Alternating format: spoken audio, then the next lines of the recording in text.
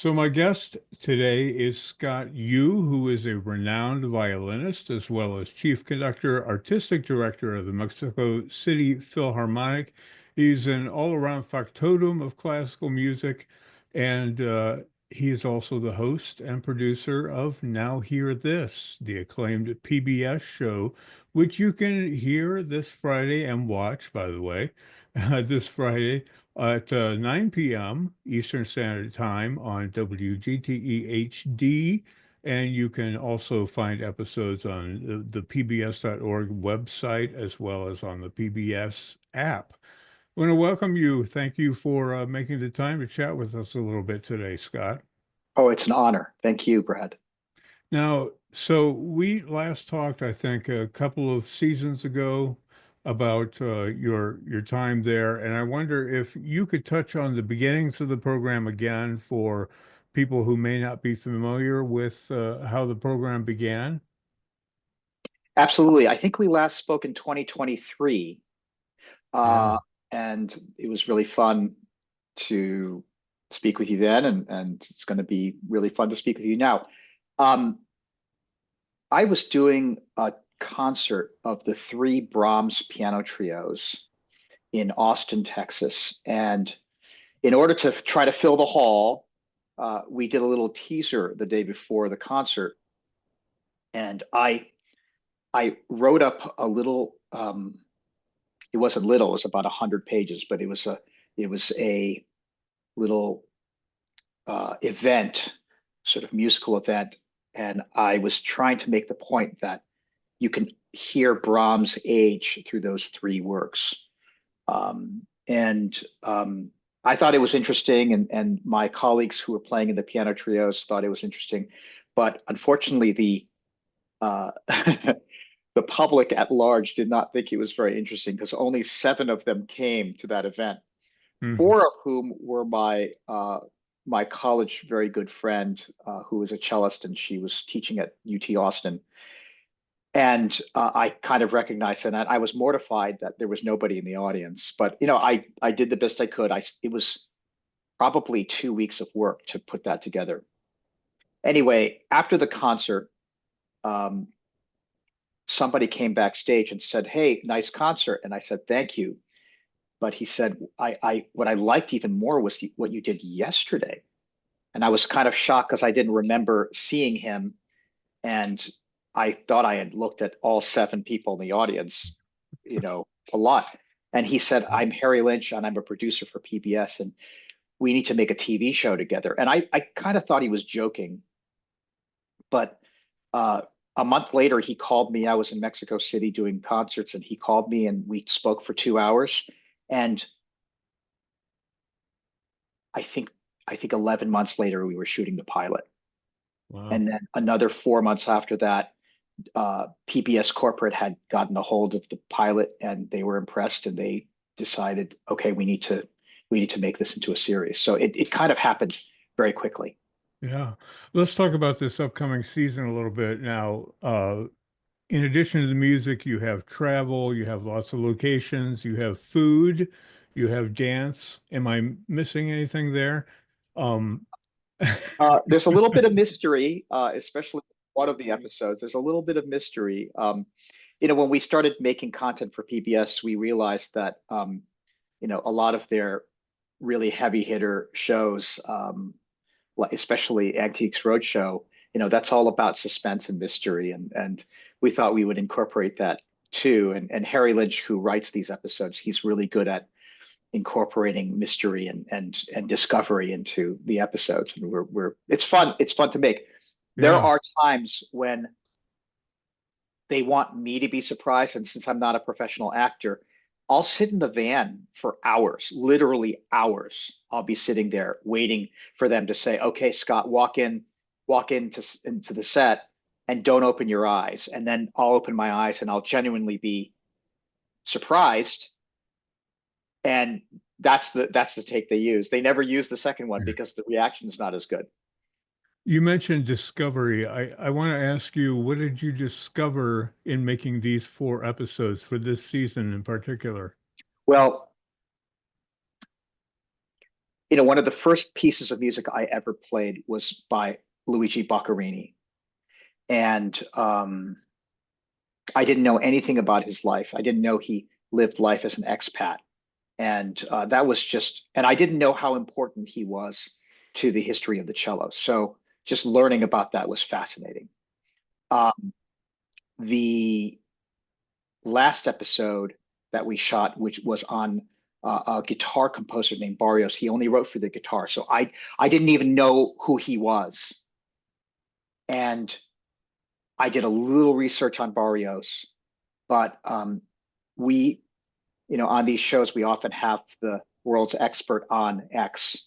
And in this particular episode, we had the world's foremost expert on Barrios, and what he revealed to us about who Barrios was and who he turned into was jaw-dropping. And I it ended up being, I think, maybe one of my very favorite episodes of all of the episodes, all the 25, 26 episodes we've made. It's my favorite.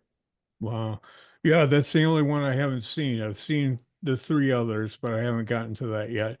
I'm struck by the relationship with Chopin that you make between the first episode and the last episode that you just talked about. Barrios was known as the, He's Chopin of the guitar, yeah, that's it. Yeah, right? guitar, right. Chopin only really wrote, I mean, he wrote a piano trio, he wrote a couple of concertos. He really just basically only wrote for solo piano. Yeah. Barrios only wrote for solo guitar. Well, Uh, there are strings of different kinds, I think, throughout your season. A lot of piano, some guitar, a lot of string instruments. I wonder if that was something that you were conscious of, or how do you plan for a season? you know, um, I was really lobbying for the Boccherini episode because the idea of shooting an episode in Madrid only at night, which is what we did, we basically only shot at night because the piece of music that sort of is the runner for the entire episode is called "A Night in the Streets of Madrid." And I just thought that was really interesting. There were nights when we shot until 4 o'clock in the morning. We were living like vampires. Yeah. So we started with that, and once we did that, Harry Lynch, who again writes the episodes, he said, there are other composers who lived as expats. And I said, for example, and he said, well, Chopin, and I said, well, of course, yeah, he had to leave Poland. And he said, what about Rachmaninoff? He left Russia, during the Yeah. revolution. I said, oh, wow, that's an interesting concept. And then he brought up Barrios, who was from Paraguay, but he lived everywhere in Latin America. And, you know, in the end, we decided that those 4 episodes would be great because they would kind of tell very different stories, but kind of also the same story. How people are either by will or by force leave their homelands and then end up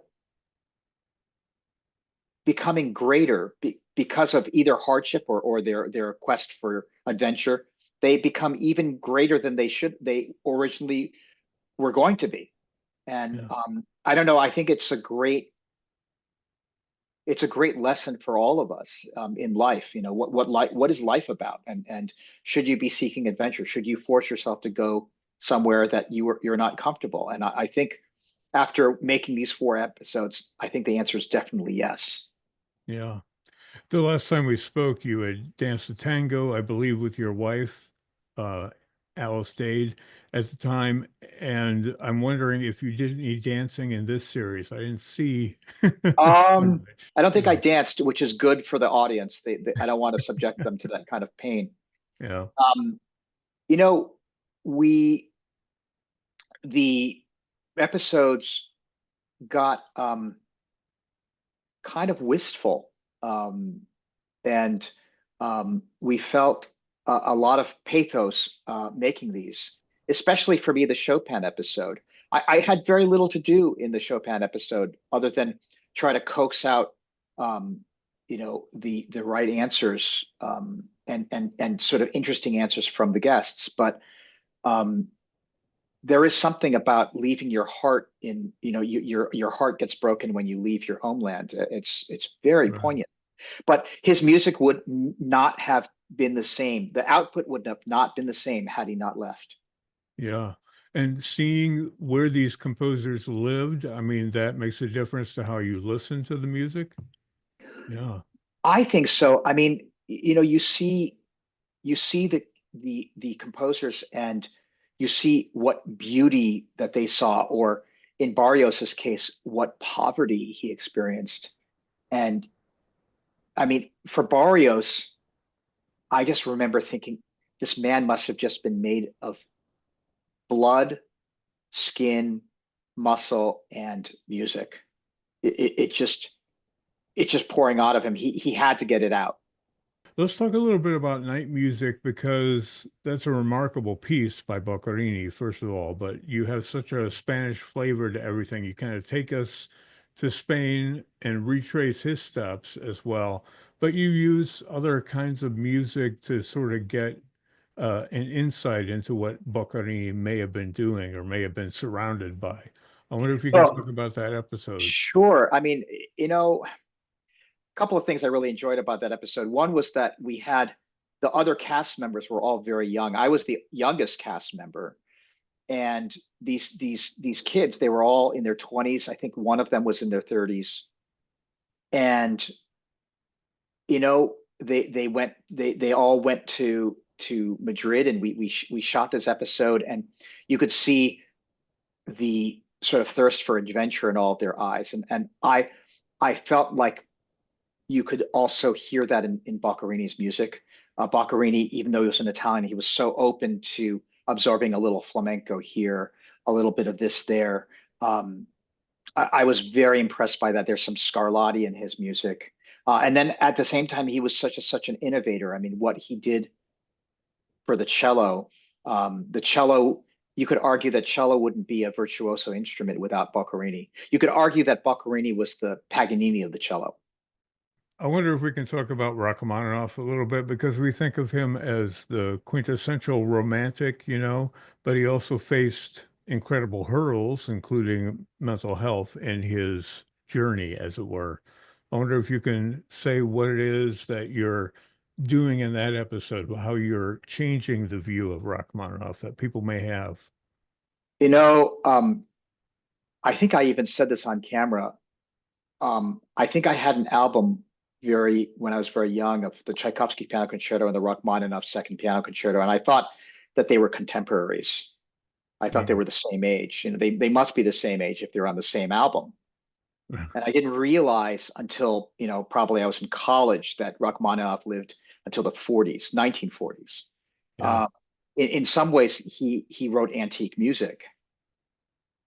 What I find fascinating about Rachmaninoff, and what I didn't know about Rachmaninoff until we started shooting this, was how much of a he kind of was living in the past and in the future simultaneously, and he was writing in the present. I mean, he had the most advanced everything.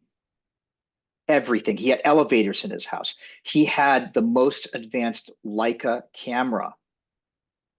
He used player pianos. He was involved in recording his own music. And you know, before making the episode, I knew that Rachmaninoff was offered the Boston Symphony music directorship. He turned it down. I knew that he was one of the greatest pianists who ever lived. I mean, some say the greatest pianist who ever lived. I knew that this was a genius of magnitude that we don't know now anymore. I mean, this is like Tiger Woods being not only the greatest golfer, but also the greatest basketball player of his time. I mean, it's impossible to do all those things so well. I didn't know how interested he was in all things futuristic, and I was so intrigued by that, and also that this is a man who he loved his home country, and he just kept trying to rebuild it wherever he went. I mean, he went to New York. He only spoke with Russian people. He went to Switzerland, and he tried to recreate his dacha in his dacha in Russia. I mean, because it didn't exist anymore.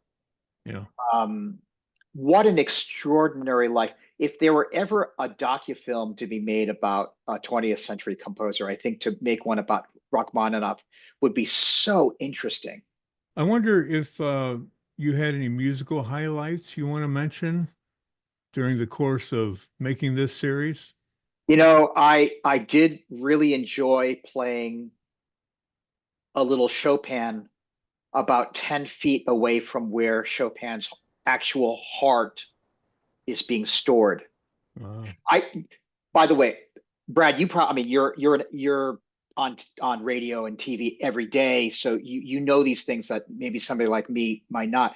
I thought that the whole thing about Chopin's heart was just a urban legend. I didn't think that was actually true.